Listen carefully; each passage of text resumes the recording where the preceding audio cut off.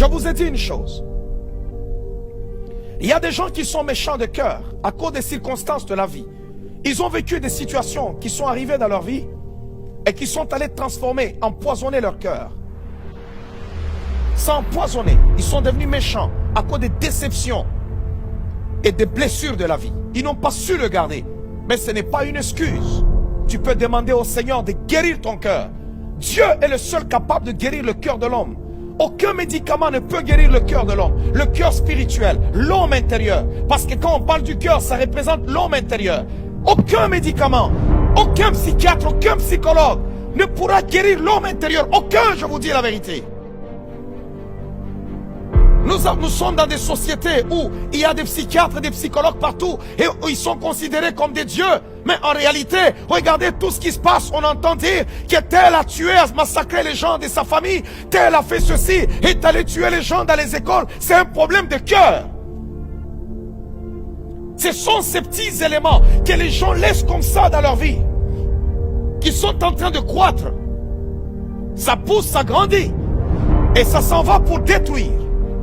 Mais il y a certaines personnes, la méchanceté du cœur est devenue l'hérédité. Il vient de telles familles. Il y a des familles qu'on connaît comme étant des familles méchantes et mauvaises.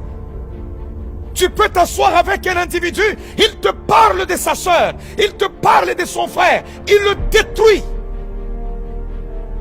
Tu peux trouver une personne qui te dit, si aujourd'hui je ne suis pas marié, c'est parce que c'est mon frère qui a détruit mon mariage. C'est ma soeur qui a détruit mon mariage. C'est mon père ou c'est ma mère qui a détruit. Et il y en a, c'est une affaire d'hérédité. Ils sont même connus dans leur village, connus dans leur ville, connus dans leur quartier, comme étant une famille méchante et mauvaise. N'avez-vous jamais vu des gens dans l'église où tout le monde te connaît? Tu as la réputation d'être un méchant. Tu es le Nabal de ton église, le Nabal de l'intercession, le Nabal, je ne sais pas, de la chorale. On sait que tu as un cœur méchant. Même là où il faut comprendre les autres, tu ne les comprendras pas. Il faut seulement que tu pratiques de la méchanceté. De la méchanceté. Il y a des hommes qui sont des grands malabars, costauds, grands, mais ils ne sont pas capables de maîtriser tout simplement leur femme. Tu vois que l'homme regarde, il a peur de la méchanceté de sa femme.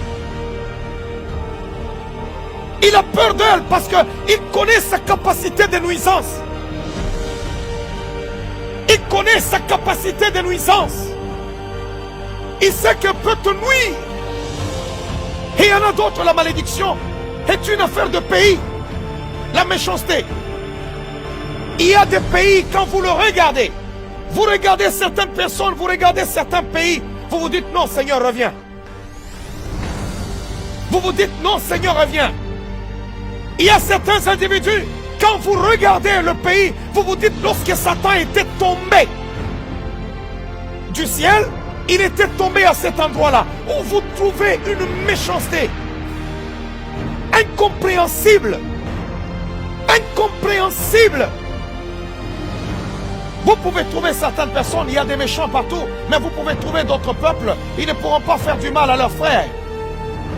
Ils ont du mal à digérer cela, mais vous trouvez certaines personnes, vous trouvez certains peuples, quand il fait du mal à son frère, il fait du mal à sa soeur, il est content et son peuple peut même l'acclamer. Les gens sont en train, ils sont contents, ils tapent les mains. Vous vous dites que non, ça, le trône de Satan est là-bas. Je vous dis la vérité. Il n'y a que le Seigneur qui peut guérir un cœur malade. Et il y en a, c'est une affaire, je ne sais pas, de tribu. Il y en a d'autres, c'est une affaire, je ne sais pas, de ceci, des expériences de la vie. Mais il y en a d'autres qui l'ont développé. De par la naissance, tu peux être là, tu es une bonne personne. Peut-être c'est ce que tu penses. Que le cœur soit guéri en ce moment. Je m'en fous que tu sois enfant unique chez toi. Je m'en fous que tu aies vécu des situations difficiles. Dieu est capable de guérir ton cœur. David l'a vécu. Il était négligé dans sa famille, dans sa maison. Mais cependant, il a dit, Seigneur, sonde-moi et connais mon cœur. Tu fais semblant pendant que je suis en train de parler. Tu veux prendre la parole de Dieu pour les autres. Mais c'est de toi que je parle. Et c'est à toi que le Saint-Esprit parle en ce moment. Ne prends pas ce message pour les autres. Non. Ne le prends pas pour les autres. C'est à toi que le Seigneur veut parler. À toi.